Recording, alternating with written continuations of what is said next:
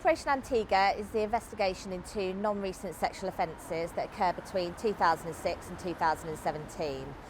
The victims were females who would gather outside the statue in Abington Street.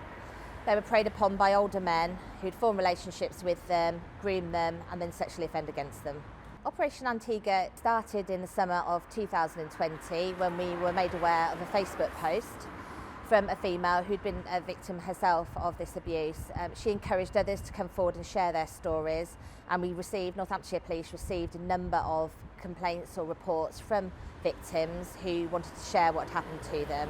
What was really important was that every person who wanted to speak to us was heard and was listened to, and that we captured their evidence appropriately. So it has been a challenging investigation because we wanted to make sure that we did that effectively. We had a number of victims, survivors, witnesses that we wanted to speak to, and obviously a number of suspects as well that we needed to interview, investigate. So it has been quite a long process, but today we have reached the end of that with the sentencing of Alex Coleman.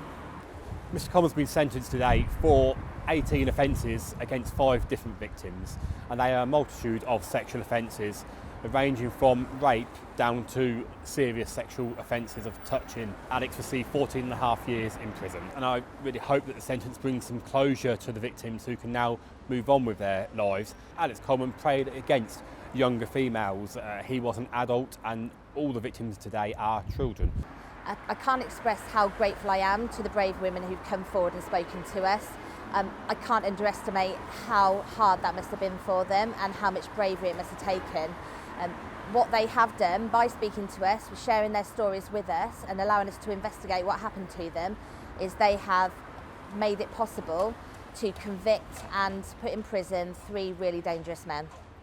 If anybody wants to come forward and speak to us who's been a victim of the 3 men involved in Operation Antigua, or indeed any sexual offence, please speak to us. We will listen to you.